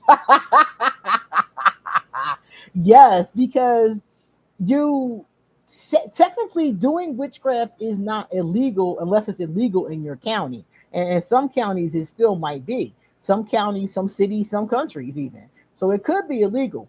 In our case, it wasn't illegal, but they really don't want you setting fires in the woods. I don't care how how contained you keep it. They don't want you to do that. So they probably would have got mad at me for that. Everything else they probably wouldn't have cared about. Doing prayers, doing chants. But anything that's going to be on fire, they probably would have had an attitude about.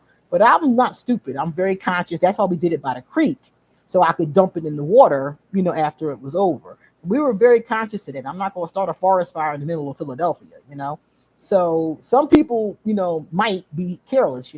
But yeah, that is something that's important, and depending upon where you live at. And another thing, in certain traditions, they like to do their rituals in the graveyard with their ancestors. And this could be a very beautiful thing. It could be a way of connecting with your ancestors. But in some places, they don't like that because, again, some people might not want you, in the graveyard doing things next to their ancestors. Or the graveyard, they might be afraid that you're going to set a fire or do something, who knows what. So it is something, but when it's done respectfully, it's like a memorial service basically. So I think it depends again where you are, what the community is, what the culture is. It really depends. But yeah, and they gotta hide from the sheriff. That is hysterical. You can even time travel while meditating, which is also cool. You can. You can do a lot of things with meditation. It just depends on what you're focusing on. What do you want to do? That's the question. Most people I know that meditate for their health, like to keep themselves calm, their blood pressure, keep them from being exhausted all the time. Some people do want to journey. It just depends. It's up to you what you do. But it's a tool that any of us can use. And you will hear from your spirit guides, yeah, or whoever pray to spiritually too. Yes. Depending upon, yeah. It depends on what you're doing, but a lot of times you will make contact with your spirit guides. But see, these things are all very intentional because I know people who meditate and don't do any of that. I know people who meditate just for the relaxation, who meditate just for, to focus on certain objectives or goals, even. Like maybe they're trying to manifest something and they just meditate on what they're trying to manifest. Like I'm trying to manifest, let's say, money, for example. You just sit and focus on prosperity, the energy of prosperity. Maybe have some music or some beats that go along with the vibration of prosperity. Some people just do it like that. It depends on what you want to do. Meditation is what you want to do, and depending upon what you want to focus on. So if you don't want to do one thing, you can do others. So it just depends. It's something very interesting to meditate on, something interesting to research too. So it depends. But yeah, that was so funny, man. I just that was freaking hysterical. So yeah, we did a lot of kind of stuff like that. And then some people they see you in the in the woods hugging trees or doing rituals, and they think you sacrificing small goats or something. I mean, some people are just crazy. Some people are just out there because they watch too much TV, so they assume you're going to do something nefarious. Even it's like no, I'm just hugging the tree and decorating it with some ribbons. Are you serious? Like, what is wrong with you? Oh, let me see. Atawan Grady. You like Jennifer Aniston movies? She's an Aquarius. Jennifer Aniston. I've never paid her much mind. When I was growing up, she was famous because she was on that show Friends. And Friends was famous. Let me take another drink.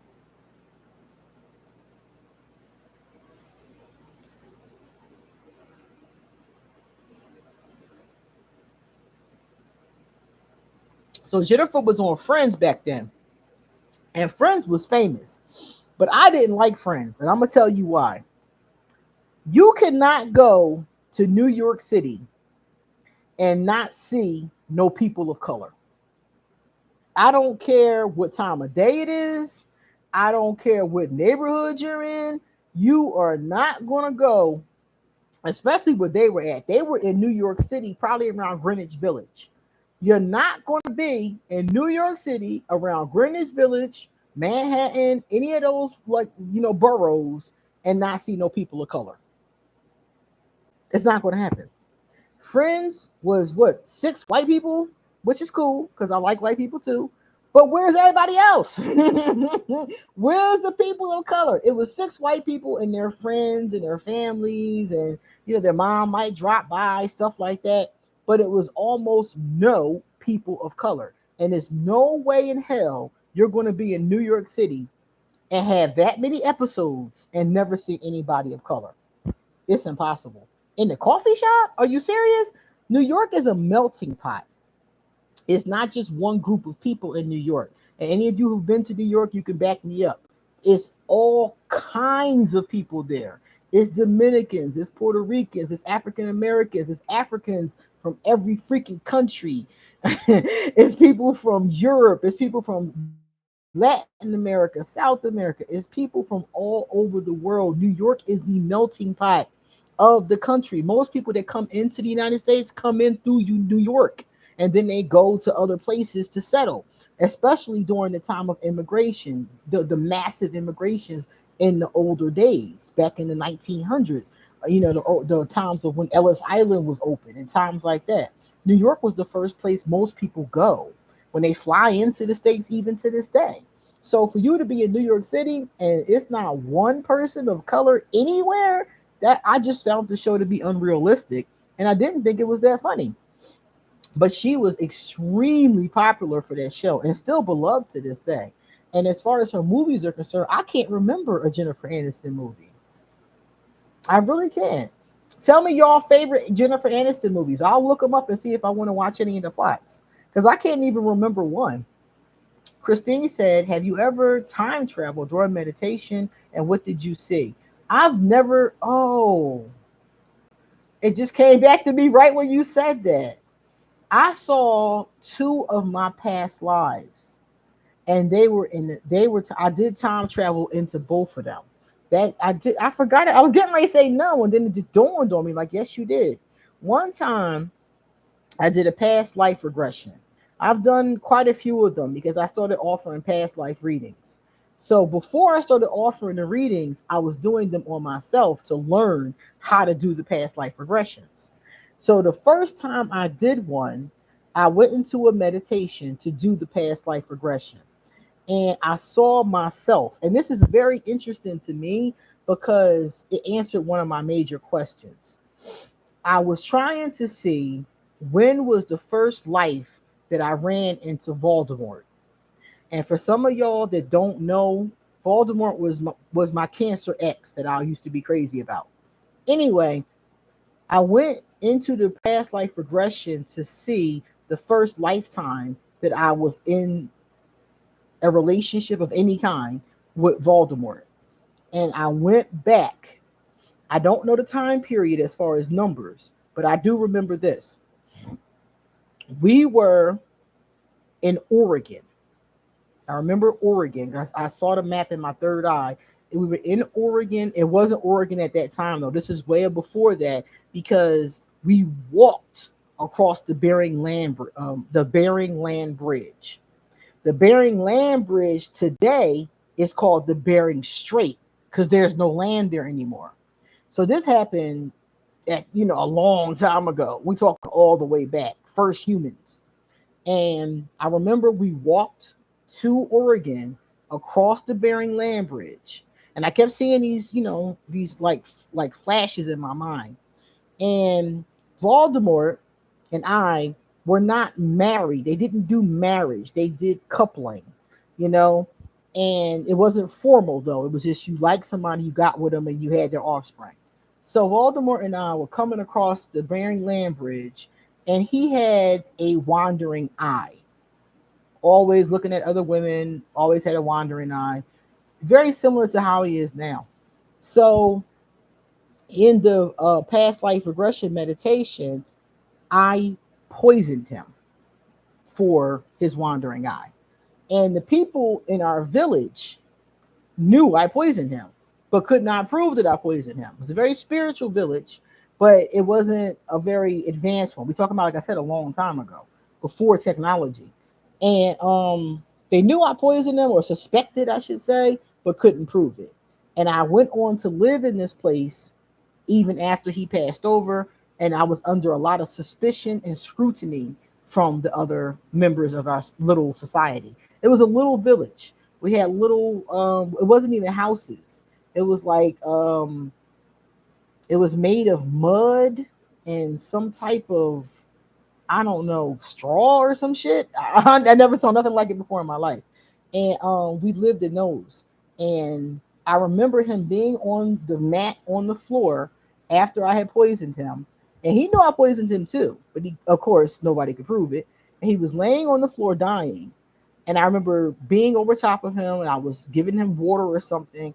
And he was just looking at me like, I know this bitch just poisoned me. He was looking at me, and he was sick, he was sweating, and he was just looking at me like, I know she just poisoned me. And he died. And I remember the next flash I saw was the villagers all looking at me suspiciously, but nobody could prove I did it, so they couldn't do nothing about it. And there was no legal stuff. It wasn't like it wasn't like a jail or anything where they could take me, you know. So it was just like, you'd be punished, you could be exiled and things like that. But since they couldn't prove it, they couldn't do anything. So that was one of my first times ever doing something like that, and that's what I saw. And that shit was wild. I was like, wow, that's crazy. And if you know the story of me in Voldemort, then you know you know that it's like this makes sense, because it's always been this adversarial energy between us. Let me see. True. Aisha Tyler was like the only black guest star, I think. Oh, they had one? I didn't even know they had one. Like, really? Marley and me. Okay. They say they have the best cheesecake in New York. I would agree with that. I would definitely agree with that. I don't know where cheesecake originated at, but I do know that everybody I know said there's a place in New York. I think it's called Juniors, if I'm not mistaken. And everybody says that their cheesecake is the best ever. Never had it, but one day I will, because we frequent New York. New York is 2 hours from Philadelphia. Christine, I time travel on meditation. It felt nostalgic and deja vu. It's pretty cool. Okay, okay. The Breakup and Just Go With It. Two of my favorite movies. Okay, The Breakup and Just Go With It. All right, I'll check it out. Were you Native Americans? What I got from that is that we would be the first Native Americans, because there was nobody else in Oregon when we crossed over the Bering Land Bridge. We came to an empty, I mean, it was empty. It was like a barren land. There was nothing there. It was like, if you could imagine, certain parts were forest, certain parts were just, barren, like clearings. It was mountains, it was trees, it was nothing there like buildings or anything like that. So I think we were the first Native Americans. And if I'm not mistaken, I don't know where the first Native Americans came from, but it had to have been across the Bering Land Bridge because that's where we walked from. So the Bering Land Bridge was attaching another continent. So I don't know, because I my knowledge of history is this big. I was a history major, and I still don't know that much about history, but that's what it looked like. Like we were the first ones. Us melanated people are the Native Americans in America. We were here first. I would think that had to be, because the Bering Land Bridge had to have been connecting that part of the world, which would have been the part of the world. And remember, like, I don't know where the countries and the continents were at that time, because I've seen things where they shifted. So it had to have been connecting to the other part of the world, which would have been where modern day, what's that, New Zealand, Australia, Europe, because the globe comes around and like that. So the bridge was here. So it would be around the area that would be connecting it to like China or something like that. And that's just from my recollection. And remember, they always said that the continents have shifted, so I don't know exactly where it was at. I would have to like really look it up in the anthropology book, but that's just from my vision and what I saw, and it was weird. It was really strange. It was very different than anything I've ever seen before in my life, and I only had a couple flashes, and I was able to make out what happened just from what I saw. So some of the times you have beef with somebody in the present tense, and it's because maybe you killed them.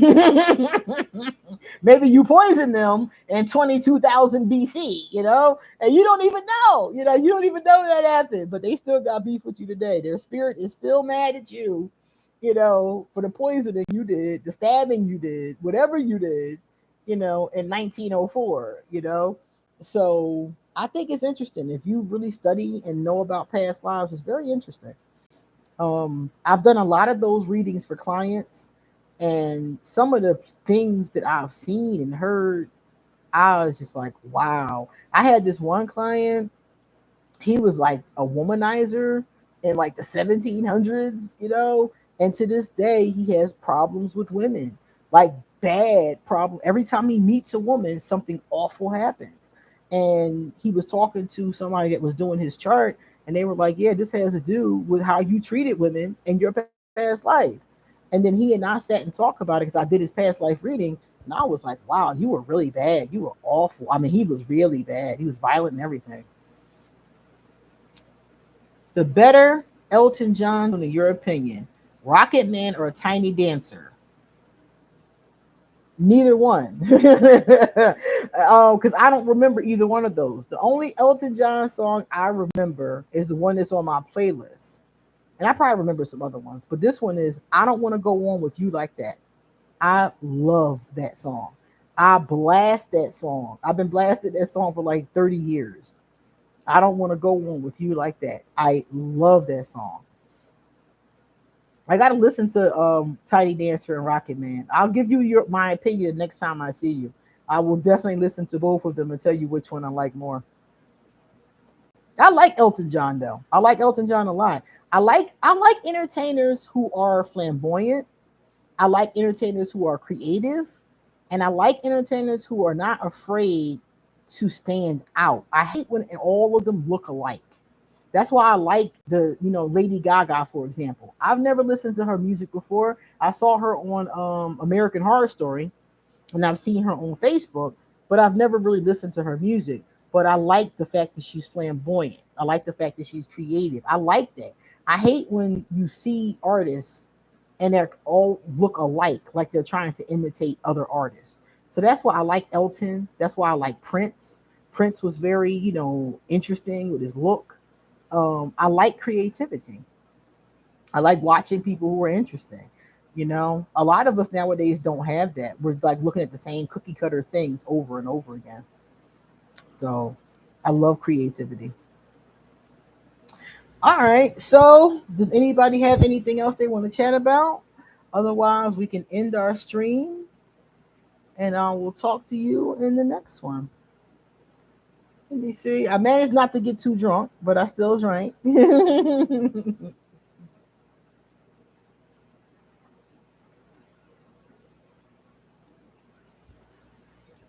And I finished my tea. Michael Jackson was amazing too, the king of pop. Michael Jackson was phenomenal. And let me tell y'all something. Michael Jackson was so phenomenal that people will be crying and fainting and passing out at his concert. That's how phenomenal he was. And the other day, I heard Chris Brown compare himself to Michael Jackson. And I was like, I I'm not a Chris fan. Don't know none of his stuff. But you can't mess with Michael Jackson. Not yet. You gotta pay your dues. Chris Brown is still a child compared to Michael Jackson. Michael Jackson started working at like 5 years old. He was performing for what 40, 50 years, something like that. So Chris gotta pay his dues. I'm sorry. He gotta pay his dues before he can start comparing himself to the king of pop. Beyonce, some people made the same claim about Beyonce. I could see her being closer than Chris Brown. He had to pay some more dues first because Mike worked his whole life. You imagine being 5 years old, you already have a job? Like, my God. Boy George and Culture Club. Yes. When we were kids, Boy George and Culture Club were very, very popular because Boy George wore makeup and all of the punk rock dudes were wearing makeup and flamboyant colors and hats and wild hair. The 80s was a time, let me tell you, it was a very flamboyant time. It was a very flamboyant time. And Boy George and Culture Club, they had some good songs too. And their look was really on point. So I liked them a lot. Thank you so much. I'm at work, so I can't drink. Oh, don't worry. You know, when we do our lives, you can have tea, you can have water. You don't have to have rum. Chris Brown was supposed to be the Michael Jackson of our generation. He rose to fame at 16. Yeah, 16. Mike was 5. Like, he's still 11 years behind this man. It's like, I just don't see it. Maybe of their generation, maybe of generation, the millennials, Gen Z, maybe to them, but to me, he ain't paid his dues yet.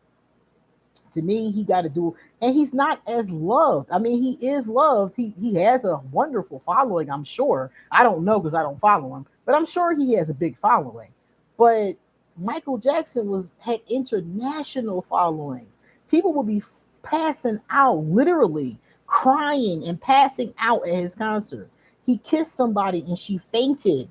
Do you hear me? She fainted. People be in the pictures with Chris Brown hugged up. They ain't fainting. They just chilling. You know what I mean? It was a different level of obsession with Michael that Chris has not reached yet, in my opinion. Now we can debate that in the comment section, but that's how it feels to me.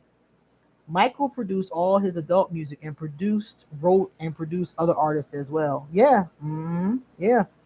And that's what I'm saying. Michael was just a whole different, to me, he was a whole different phenomenon. And I just don't feel like Chris has reached it yet. I ain't saying he can't. And honestly, I don't think he has the energy. Chris's energy isn't like Michael's. Michael had a very light energy in public. And from what I understand, in private, he was a little more. I heard he was stronger of a personality. Let me tell you this story that I heard about Michael. Some of y'all probably heard this story. I heard that Michael Jackson was very close to Quincy Jones, and Quincy Jones had several children, and they were like nieces and nephews to the people in Motown, Michael Jackson and them. So when she got older, one of his daughters was dating Tupac Shakur. And back then, some women, not me, but some women were attracted to thugs. They were attracted to thug life and dudes that had all these women and all these chains and he drinking out bottles of Cavassier. And some people thought that was sexy. I never did. So he ended up in a relationship with Quincy Jones's daughter. I don't know what her personality was like, but there it is. So he and her were coming out of an award ceremony, and you can find this story online right now. They were coming out of an award ceremony, and they were arguing, and he was telling her, "Get in the fucking car." Just yelling at her, being a mean ass thug, and telling her, "Get in the car and come on, do what I say," like kind of bossing her around and talking down to her. And Michael Jackson, of all people, was standing there. And he said, "Yo, man, she is like my niece. You can't talk to her like that." And Pac was like, "What? Fuck out of here, Mike. Mind your business." You know? And Mike was like, "No, you can't talk to her like that." Now, this is not the Michael Jackson that the rest of us know. He's soft spoken and, heal the world and man in the mirror. Michael Jackson beat Tupac's ass. You hear me? All that thug life shit, he whooped his ass. Okay? That's the story. And if you don't believe me, you can Google it right now. That's what they said happened. And this was the bodyguards and all the people that was around said that Tupac was not a fighter. He liked to fight, but he wasn't very good at it. And those kind of dudes back then, they was more into pew pew play than actually holding your hands. You know what I'm saying? The generation I grew up with, you could hold your hands. To this day, if somebody stepped to me, I could still knock them out. That generation, because Tupac's, he's coming up a little bit behind me, if I'm not mistaken. I have to look, or was it the location? No, he was in the West Coast, so they had a different thing going on. Now, they said he liked to fight, but couldn't fight well. Michael Jackson grew up in a house with all these brothers. Would he have like seven brothers and like two sisters? Now, any of y'all that got brothers, if you got siblings, y'all fight. And when you got brothers, dudes really fight. They wrestle, they roughhouse, they do WWE moves on each other's heads from the bunk beds. Little boys fight. My nephew, my best friend's son, him and his brother, they fought. Michael Jackson grew up in that kind of an environment in Gary, Indiana. He grew up in a very, family oriented kind of environment. So he could fight, he could hold his hands. He wasn't known for that. He was known for being the man in the mirror. But according to what was said, he could hold his hands and he beat Tupac's ass. And he deserved to get his ass whooped. I like Tupac, but if you're going to talk to a woman like that, you deserve to get your ass kicked. Let me see. Oh, yes, Michael Jackson is a star seed. I don't know. He might be. I don't know. There's a lot of stuff with Mike. I've never read his cards. I should read his cards. That could be a very interesting reading. Madonna early 80s stuff like Lucky Star and Holiday reminds me of Boy George. I can see that. I can see that. I liked Madonna when the early 80s. I liked Like a Virgin. We all did. I mean, we were growing up on that. When I was a kid, the only stuff on the radio, you didn't have streaming, you didn't have iPods, you had the radio. And you had an 8-track tape. That's it. Then you got a cassette tape. You might have some records. That was it. So if you were listening to music in the 80s, you were listening to the radio 9 times out of 10. And the radio station, everybody was playing Madonna. Madonna was a sensation. And that early 80s music is what made her famous. It was a whole different style. Like you said, it was kind of similar to Boy George, but it was a woman doing it. The colors, the hair, the big hair, all the beautiful colors though, pinks and lime greens and stuff like that. Definitely, she was a sensation. Then she went through like a time where she was getting into spirituality, Kabbalah to be exact, and then her music changed and it became a little different. It wasn't as poppy, but it was cool because it was a time for it to change. It was going into the 90s. You know, Genres were changing. Michael was the only Jackson who stood up to their father. Yeah, I can imagine. I can. I don't know the whole story because I didn't. I've seen. They had the Jacksons movie, and so I saw stuff like that. But I don't. I didn't really keep up on the family very well. Um, Very unusual family. A lot of rumors, a lot of cliche, a lot of innuendos. Very unusual family. But I didn't really keep up, and I only know that story about Tupac because it's all over the internet. And I heard it one day when I was on Facebook, and I was like, "Get out of here!" But it made sense because I've heard before that Tupac liked to fight but couldn't fight that well. So it made sense to me. I was like, "Okay, it makes sense to me that Michael Jackson could fight." And it would make sense to me that he wouldn't be that kind of person in public. He came up during a time when if you were a man, you didn't show aggression in public. That was in bad taste. A man is supposed to control himself. And, back then, men had to dress nice. You couldn't be out here with no saggy jeans on. When Mike was growing up, he had little suits on and little ties and stuff. Mike was sharp. He was clean. It was a different era when he was growing up. None of that stuff that was flying during Tupac's era was going to fly with Michael Jackson's era. It was a difference, even though I don't know their age difference. But if he was saying that his date was like a niece to him, Michael had to have been older.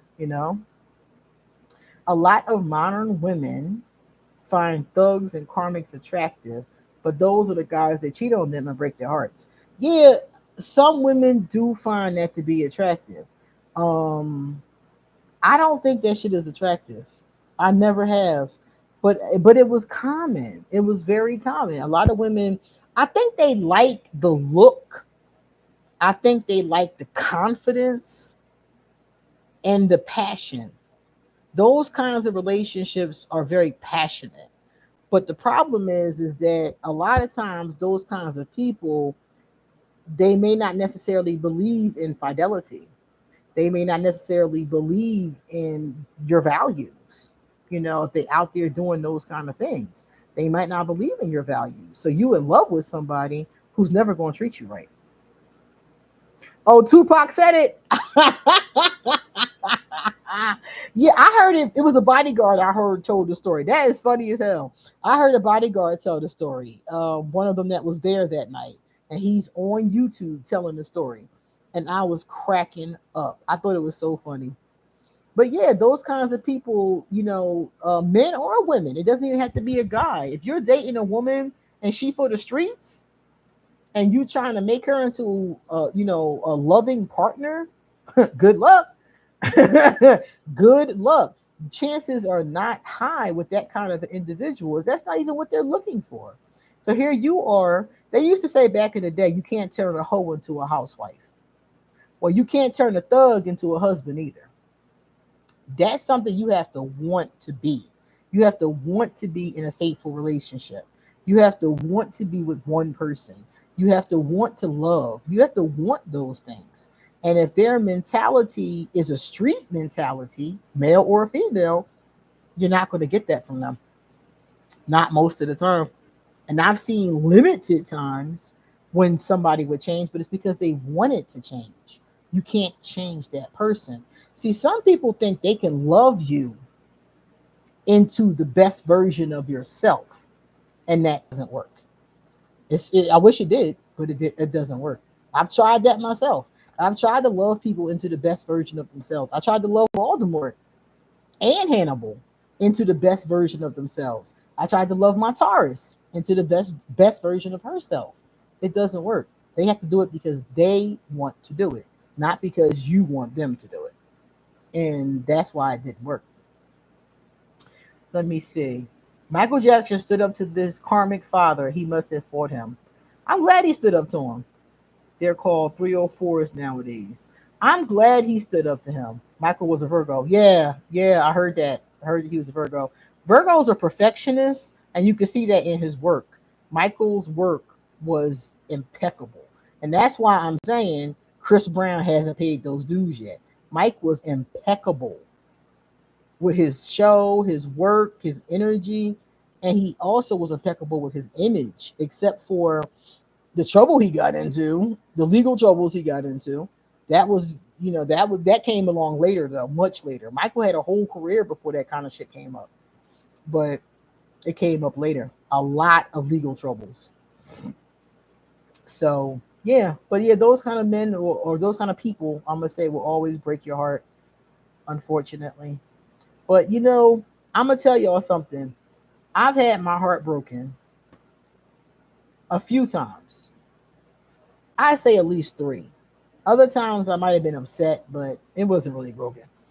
And I feel like it's better to have experienced those situations than not to have experienced them at all. I have clients and friends who've never loved anybody, literally, other than their parents and maybe, their family members. But they've never been in love with anybody they've been with. Um, Somebody was telling me the other day, a young lady, she's 35 years old. She's never been on a date, ever. I'm like, how are you 35 and never went on a date? I went on my first date when I was 13. Are you serious? But she never has. So there are lots of people out here who are not experiencing these kinds of things. And I think it's sad. I really do. I think it's sad that we're not loving each other more because I really believe that's what we're here for. I believe we're here to love and experience. What else? What other reason is there to be here? And I think it's really sad that more people aren't doing it. All right, my loves. I had a wonderful time with you. I will put out a poll to see what kind of topic you guys want to do next time. And I'll try to schedule it so I can tell you guys in advance when we'll come together. It'll either be a Saturday or a Sunday. Thank you all for hanging out with me. If you did not hit that like button, please hit it. Let me know that you enjoyed doing lives. And I will see you all next time. Thank you all for being here. Much love to you. Bye bye.